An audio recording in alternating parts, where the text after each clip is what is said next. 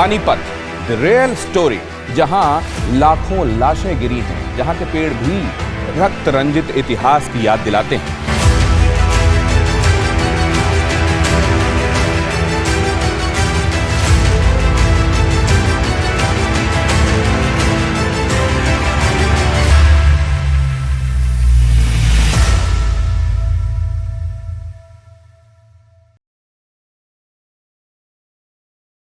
अटक से लेके कटक तक था जिनका राज्य, उनको हार का सामना करना पड़ा पानीपत में आकर। चाहे वो अकबर हो या बाबर, सबको अपनी सुप्रीमेसी एस्टैब्लिश करने के लिए पानीपत ही आने पर क्यों किया गया मजबूर? क्यों सारे इंपॉर्टेंट बैटल्स सिर्फ पानीपत में ही लड़े गए? क्या इसके पीछे है कोई सीक्रेट जो हमसे आज तक छुपाया गया है? तो फ्रेंड, हमेशा की तरह आज भी हम आपके लिए एक MCQ क्वेश्चन यहाँ छोड़कर जा रहे हैं, जिसका आंसर आपको वीडियो के एंड में बताया जाएगा। तो क्वेश्चन है कि 8 डिग्री चैनल सेपरेट्स विच 2 मेजर लैंड मासेस? ऑप्शंस है Andaman islands from Nicobar islands, India and Sri Lanka, Lakshadweep and Maldives, या फिर India and Mauritius. Hello friends, Panipat ये शब्द सुनकर ही याद आता है वो बैटल ग्राउंड जहां आकर कई महान वीर योद्धा शहीद हुए, और वहीं दूसरी ओर कई ऐसे हीरोज निकल कर आए जिन्होंने आने वाले सालों में भारत का इतिहास और नक्शा बदल कर रख दिया। भारत की हिस्ट्री में 3 महायुद्ध इस पानीपत के बैटलफील्ड पर ही हुए, और तीनों बैटल्स कोई साधारण नहीं थे। कुछ हिस्टोरियंस एंड एविडेंसेस की माने तो पानीपत का रिलेशन महाभारत के कुरुक्षेत्र से भी लगाया गया है। ऐसा कहते हैं कि महाभारत के युद्ध को टालने के लिए पांडवों की तरफ से एक शांति प्रस्ताव भेजा गया था, जिसे भगवान श्री कृष्ण ने हस्तिनापुर के सामने रखा। इस प्रस्ताव में युद्ध को टालने के बदले महाराज धृतराष्ट्र से सिर्फ 5 गांव मांगे गए थे जिन पर पांडवों का अधिकार हो। उन 5 गांवों में से एक पानीपत भी है, जिसे बाद में पांडव प्रस्थ कहा जाने लगा। पानीपत इतना इंपॉर्टेंट क्यों है? इसका आंसर इसकी जियोग्राफी और इकोनॉमी में बेस्ड है, जिसे समझने से पहले हम देख लेते हैं पानीपत में हुए 3 हिस्टोरिकल बैटल्स के बारे में। पानीपत ये एरिया दिल्ली से 90 किलोमीटर नॉर्थ में सिचुएटेड है, जो प्रेजेंट डे हरियाणा स्टेट में लोकेटेड है। यहाँ पहली बड़ी लड़ाई हुई थी इन द ईयर 1526, जिसमें दिल्ली सल्तनत के सुल्तान इब्राहिम लोदी और उज़्बेकिस्तान के ज़हीर उद्दीन बाबर शामिल थे।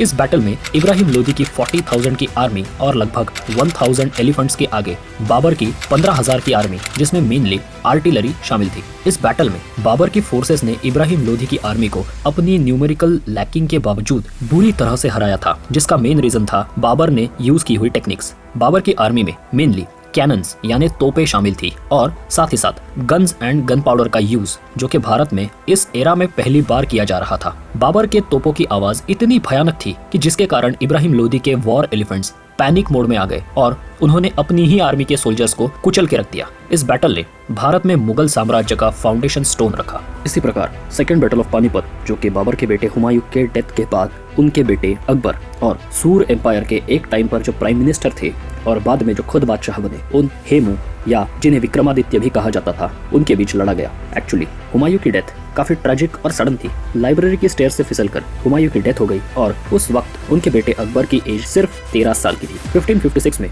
तुगलकाबाद में मुगल्स को हराकर हेमू ने दिल्ली और आगरा पर अपना कब्जा कर लिया और मुगल्स को वहां से भागना पड़ा। पर हेमू का ये रूल ज्यादा दिनों तक नहीं चल पाया, और हुमायूं के आर्मी के सेनापति बैरम खां और दूसरे केपेबल जनरल्स की हेल्प से अकबर और हेमू की आर्मीज पानीपत में भिड़ गई। अकबर की आर्मी के कंपैरिजन में हेमू की आर्मी वेल ट्रेंड और काफी स्ट्रॉन्ग थी। साथ ही साथ सम्राट हेमचंद्र विक्रमादित्य यानी हेमू, ये एक बेहतरीन वॉरियर एंड जनरल भी थे। हेमू के आर्मी ने अकबर की आर्मी को लगभग हरा ही दिया था कि अचानक हाथी पर बैठे हुए हेमू के हेलमेट में जो गैप थी, वहां से उनकी आंख में एक एरो आकर ब्रेन तक घुस गया। उस अटैक ने हेमू को अनकॉन्शियस कर दिया और इसी में उनकी डेथ हो गई। अपने सम्राट को बैटलफील्ड पर ना देखने की वजह से हेमू की आर्मी पूरी तरह से डिस्ट्रैक्ट हो गई और कंफ्यूजन फैल गया, जिसका फायदा उठाकर मुगल आर्मी ने विक्ट्री हासिल की। इस वॉर के बाद अकबर को मुगल एम्पायर बनने से कोई नहीं रोक पाया और अकबर ने आगे जाकर एक बहुत बड़ा एम्पायर एस्टैब्लिश किया। अगले कुछ सालों में 1707 में औरंगजेब की डेथ के बाद मुगल एम्पायर के पास कोई कैपेबल एम्पायर पैदा ही नहीं हुआ, और इसी बीच मराठा एम्पायर अपने पीक पर पहुंचने लगा। पेशवास की लीडरशिप में छत्रपति शाहू महाराज का मराठा एम्पायर आज के present day Pakistan and Afghanistan से लेकर ओडिशा एंड बंगाल तक और नीचे दक्कन या डेक्कन तक फैला हुआ था। पर मेनली अपने नॉर्थवर्ड एक्सपेंशन में मराठा से कुछ किंग्स नाराज भी चल रहे थे, जिसमें mainly Nawab of Awadh, Nawab of Rohilkhand और कुछ जाट किंग्स भी शामिल थे।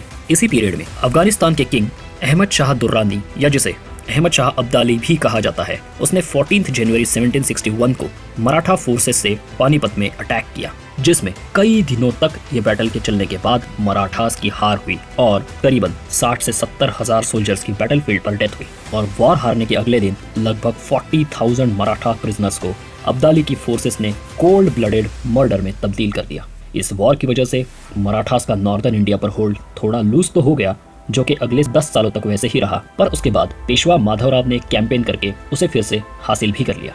पर अब जो मेन क्वेश्चन आता है वो है कि हमेशा इतने बड़े बैटल सिर्फ पानीपत में ही क्यों हुए? तो रीजंस अनेक है, पर one of them is geography. Delhi, जो कि उस टाइम तक पावर का एक मेन सेंटर या कैपिटल बन चुका था, उससे सिर्फ 90 किलोमीटर दूर होने के कारण और उस रीजन में फ्लैट लैंड या कोई बड़े फॉरेस्ट ना होने के कारण वहाँ बैटल्स होना ऑब्वियस था।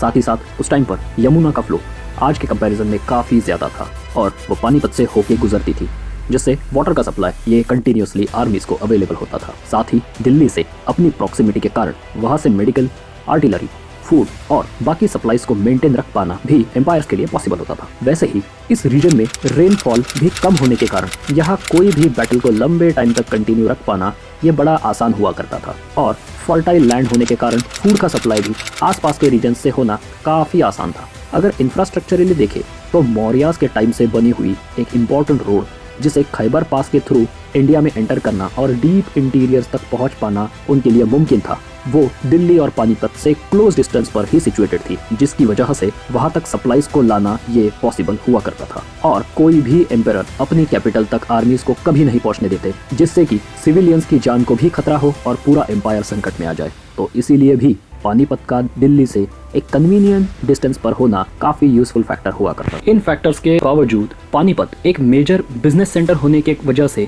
यहाँ पहले से ऑलमोस्ट हर टाइप के प्रोफेशंस के लोग अवेलेबल थे, जिसमें एक्सीलेंट क्वालिटी के वीवर्स, आर्टिजन्स के साथ साथ वेपन्स मैन्युफैक्चरिंग का भी इंपॉर्टेंट काम यहाँ पर चलता था। साथ ही सराउंडिंग एरियाज में रहने वाले वॉरियर क्लासेस जैसे जाट्स, गुज्जर्स, राजपूत्स, सिख्स एटसेट्रा बहुत जबरदस्त वॉरियर्स हुआ करते थे और ऐसे ट्रेंड सोल्जर्स का रिक्रूटमेंट इजीली अवेलेबल होना किसी भी वॉर में गेम चेंजर साबित होता है। सो फ्रेंड्स, ये थी पानीपत से रिलेटेड कुछ इंपॉर्टेंट एस्पेक्ट्स और एक रोचक कहानी जो कि यूपीएससी के एग्जाम पॉइंट ऑफ व्यू से काफी इंपॉर्टेंट बन जाती है। और हमने जो स्टार्टिंग में आपसे एक एमसीक्यू पूछा था उसका आंसर है लक्षद्वीप एंड मालदीव्स। जी हाँ, लक्षद्वीप एंड मालदीव्स को सेपरेट करता है 8 डिग्री चैनल। हमारे हिस्टोरिकली मालदीव्स से काफी अच्छे रिलेशंस रहे हैं, पर रिसेंटली मालदीव्स में कुछ ऐसा हुआ है जिससे वहां पर इंडिया आउट के नारे तक लगाए गए हैं और ये इंडिया के लिए एक ग्रेव कंसर्न बना हुआ है। इस पूरे इशू को जानने के लिए आप हमारे सरल यूपीएससी के यूट्यूब चैनल पर जाकर मालदीव से रिलेटेड वीडियो को देख सकते हैं और हमें कमेंट्स में आपके सजेशंस भी बता सकते हैं। और अब आते हैं इस वीडियो के सबसे इंटरेस्टिंग पार्ट पर। क्या आपको पता है कि यूपीएससी की प्रिपरेशन में कोई भी सीरियस एस्पिरेंट, चाहे वो फन अकेडमी में जाके पढ़ता हो या फिर मिस्टर भाजीराम का प्रिय शिष्य हो, टेस्ट के लिए वो सरल यूपीएससी का रैंक 1 प्रोग्राम ही लगाता है, क्योंकि ये एक ऐसा यूनिक प्रोग्राम है जिसमें आपको यूपीएससी एग्जाम को सरल तरीके से कैसे डिवाइड एंड कॉन्कर करके जीता जा सकता है उसकी रेडीमेड रेसिपी मिलती है। इस प्रोग्राम के बारे में और डिटेल्स को जानने के लिए आप डिस्क्रिप्शन में दी हुई लिंक को यूज करें और ऐसे ही इंटरेस्टिंग टॉपिक्स पे आने वाले अगले वीडियोस को देखने के लिए चैनल को सब्सक्राइब करें, क्योंकि ऐसा करने से अब यूपीएससी होगा और भी सरल।